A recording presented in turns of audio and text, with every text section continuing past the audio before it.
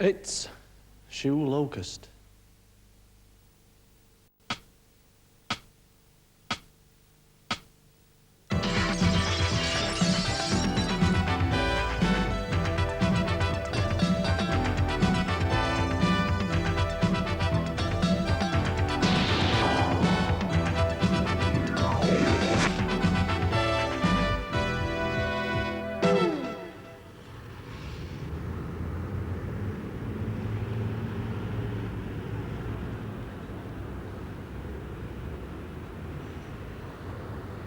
See, when you're at school, they don't teach you about what it's like not to have a job. All these facts are geared towards you getting a job, and then if you don't get one, where are you?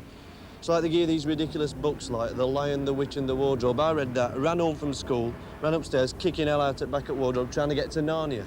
And The Borrowers. Anybody read The Borrowers? Little men and women who were responsible for everything that goes missing everywhere. Didn't believe I were a borrower in Sainsbury's. I says, I'm only borrowing these chocolate biscuits, so I'm going to bring them back when I've eaten them. See, that's it. Why don't they give, not history and geography, but some good lessons like how to survive in the 80s? Would be a good one.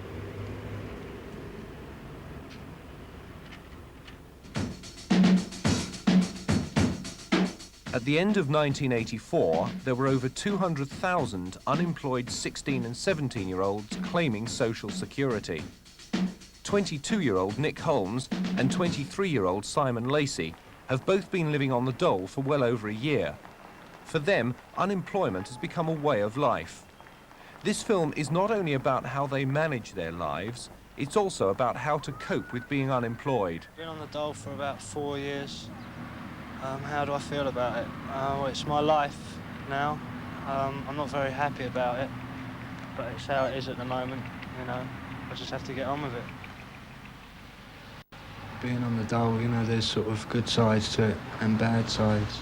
I mean, the bad sides are quite obvious, very limited finance. But the good sides are things like, you know, you've got plenty of time to do some of the stuff you like doing. Like with me, it's playing music.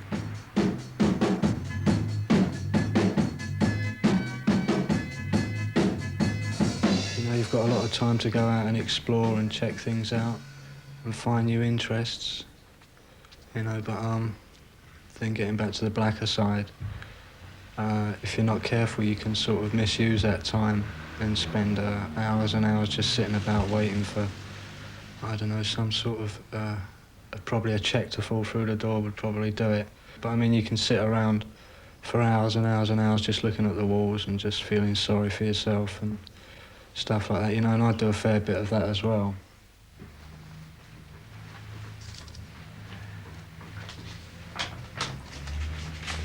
How much you got to?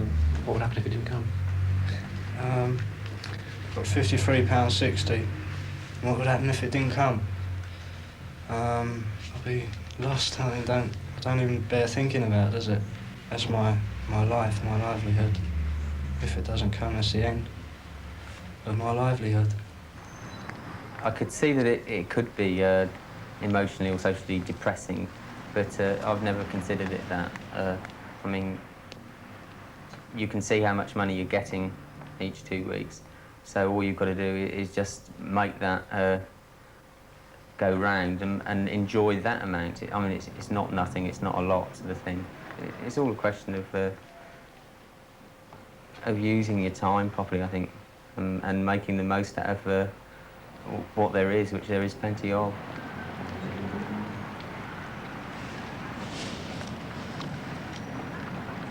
Why do you put your money in the Building Society, Simon?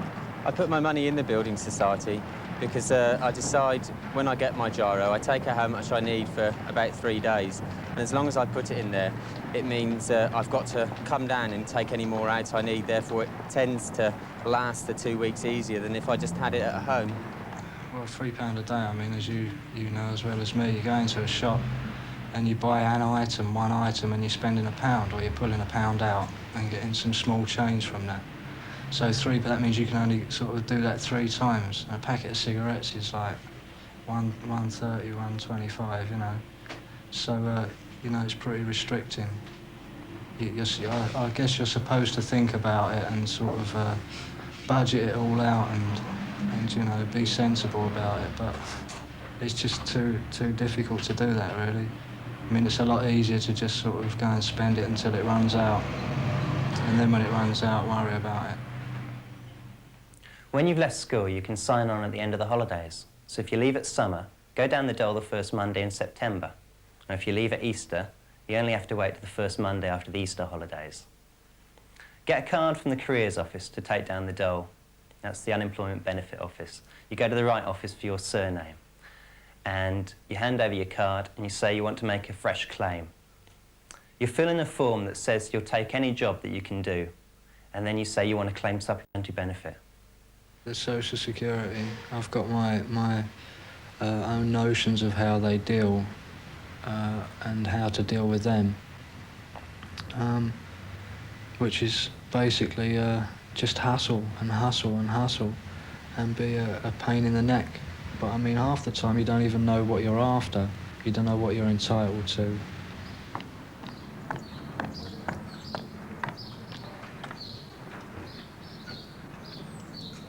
I get rent paid by the council, all of it bar about £2 a week. And on top of that, there's £57.70 every 2 weeks, Social Security. Everything has to come out of that £57.70 bar the rent. That's electric, gas, food, whatever else, you know, clothing, enjoyment, basically. If you've left home and you're living in a rented bedsit or flat, you'll get a form from the social to send to the local council saying how much rent you pay. Now, this is called housing benefit. You'll get a giro from them fortnightly. That comes through, it's your rent money. Now, the trouble is it takes them ages to sort this out, so you could be without money for a few months.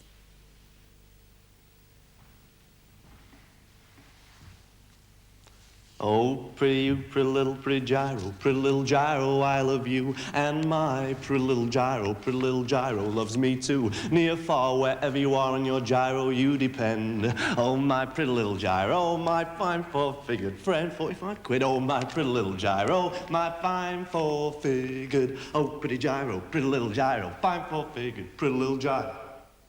You get a purple B1 form to send down to Social Security. This asks how much you've got and how much you need. If you're on a special diet or if you've got special health problems, say so in this form, you'll get extra money. You have to sign on every 2 weeks, and if you're lucky, your giro should be through by the first fortnight. If you're single and you're living at home, you'll get £17.30 a week. I think my priority at the moment is to have a good time. I mean, you're sort of getting such a little amount of money, and it's once every fortnight this sort of this cheque comes through the door, that, you know, often it's just sort of it's just too difficult not to go out and have a drink and try and forget about, you know, the financial pressures of your life and stuff like that. And, you know, as I say, because you're only getting it once a fortnight, it's like the cheques arrive, let's go out and have a drink and a dance. You know, but then you come back and the next day you're sort of 15 quid down, which is just like, can't be covered. I don't usually have new clothes. I generally have old relatives' clothes or jumble sales, or I don't really know how I don't buy clothes, basically. That's all there is to it. I mean, usually 2 pairs of shoes a year, one for the winter and one for the summer, and that'll do, because they'll last that long. But there's plenty you can do. There's a lot of other people in the same situation who are also looking for things to do. So between you can feed off each other, and this is what happens, I think. For an example, something like eating, you've only got to have, say, 3 or 4 of you regularly on, who are all on the dole, and you can mix the cooking. One of you does it one day, one does it next day. It's much cheaper to cook for 4 than it is for 1.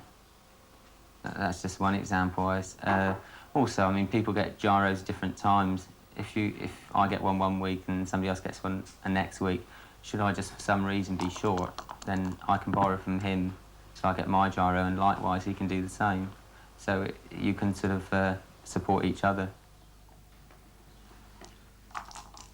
When I first get the money, I will go out and buy all what I call basic food, which if I was to get mugged afterwards, I could survive with vegetables, sort of tea, coffee, margarine, bread, those sort of things.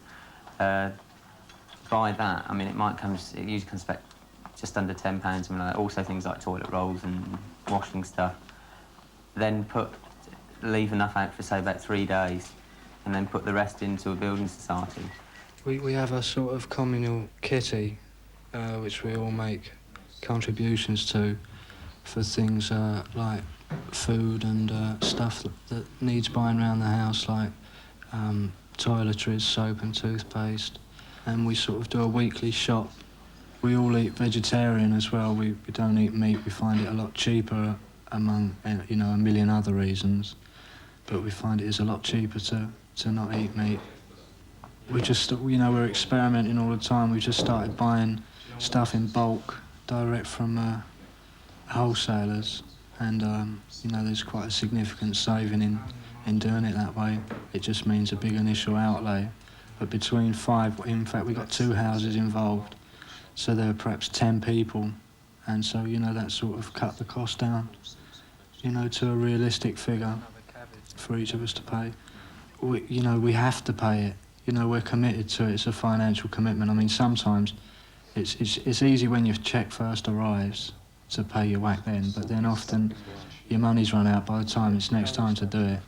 But, you know, you've just got to, because you've got to eat, right? You've got to have a good cooked meal at night. So, you know, if you haven't got the money, then really you just have to try and borrow it. I feel bad about it at times, having to ask friends to borrow money, because most of my friends are in the same position as me. And if I can't sort of make ends meet, why should I think that they can any better than me, you know? I'll do the same for them if they ask me if I'm in a position to do it. It's really about juggling figures and shifting debts, and, you know, you borrow some money off of someone, you can't make the payment, you borrow that money off of someone else to pay that other person back. You know, that sort of thing happens a lot. If you're living in a council house or flat, you won't see your rent money at all. It just gets paid from one council department to the other. Living away from home on the social, you get more money because you're a householder. You should get £28.05 a week. Look out for additional payments for things like laundry and heating, and for single payments for stuff like bedding and curtains. When I was at Dole, I used to get gyrophobia, a syndrome, I don't know if you've heard of it, an irrational fear of your dole check not arriving on time. So the night before, I used to sleep on the doormat, waiting for the dole check to come and hit me on the face and wake me up. But if you're on the dole, there's all these wonderful things you can get for nothing. Perks, you can get free dental treatment, free optical treatment, and free prescriptions. Thanks a lot. Now I can go and have all my teeth out, get a pair of these ridiculous National Health round spectacles, and some free ointment for me spots. Now I'm complete and ready for life on the dole. If you're disabled so that you can't work, or if you've got children and you're a single parent, you don't have to sign on to claim supplementary benefit. You just claim it in writing from the social. There will be additions for things like diet, mobility, ill health. Watch out for single payments for stuff like baby things. And there'll be other benefits you can claim as well. Being unemployed means having more time on your hands than you know what to do with. Making the effort to develop new skills and interests can take away some of the futility and boredom from unemployment. Simon Lacey spends 2 days a week at a school for handicapped children. When I first was on the dole, I helped out at a local play scheme in the school holidays, and the helper said to me, "You're good at it, have you ever thought of helping with children? We take voluntary workers at our school." And I was very keen to do it. And I did it through her, basically. I just find it very rewarding, because where the children are ESN children, they're very, very receptive. They feed off you a great deal. And so if you're willing to teach them, they're very keen to learn, and they're very open children. Do you ever think of doing it full-time, or maybe that this could be a career for you? Well, I think that's probably too late, because I would have to have been qualified in it. But I always intend to keep a connection with the school if I can. I think it's important to try and get some sort of a routine. Getting up early in the morning, don't lie in bed all morning, you know. and get up and go out and do things. I mean, I go to First Base, which is a centre for unemployed people down on Meanwood Road,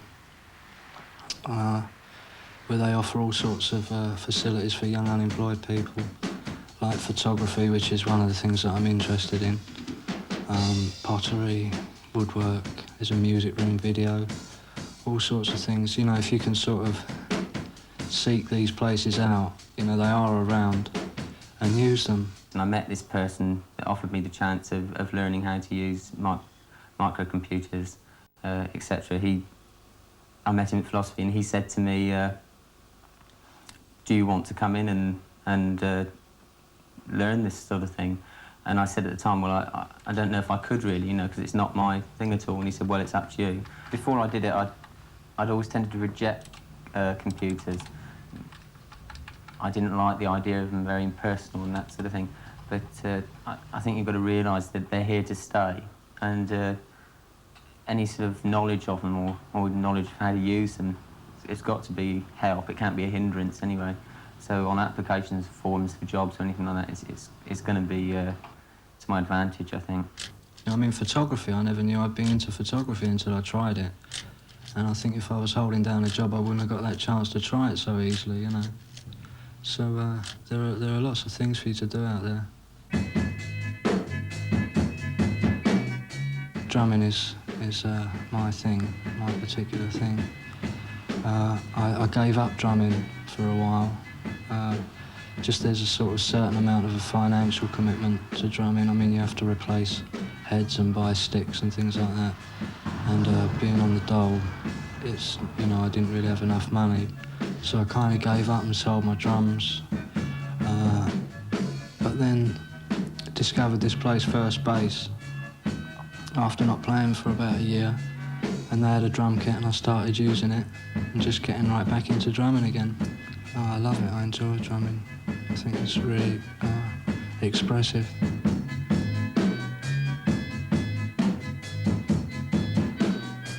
Some areas of my life I'm content with. I'm not content with living on £26 a week at all. But I feel like if I get a 9-to-5 job, then I won't be able to do some of the things that I like doing, like coming down to First Base, things like that. I'd like to buy a house sometime, and I'd like to own sort of more than the clothes I'm wearing. But I mean, it's just impossible at the moment. So I'm not very happy with that. I mean, it sounds terrible because everything's revolving around money, but I mean, that just seems to be the way things are at the moment. We all have trouble getting the money we're meant to. There's lots of hassles that people on the poverty line have to get through. Now, the best way I've found of dealing with this is to join a claimants' union. That way, if we all stick together, we're all in the same situation and we can help each other. So not only do we get our money, but we also make a start at changing things. Obviously, there's a lot of unemployment about, but I believe if I wanted to get a job, just a job, you know, regardless of what it was, I could. I've got enough confidence in myself to say that. But what I wanted to do was make sure I knew what job I wanted, because I'd gone through the classic sort of higher education thing of O-levels, A-levels, straight away to Polytechnic, and obviously the next thing is straight into a job. And I would never have actually sat down for even 6 months or so and said, you know, what am I doing with my life or whatever. But so I came away, and I've had time to think, you know, what do I want to do? It's difficult to see the future. You know, it's difficult to plan and stuff without money. You know, you need to sort of know what's going to be coming in and that you can put a piece away and stuff like that. I mean, you just can't do that with £26 a week. So you just have to live it check by check.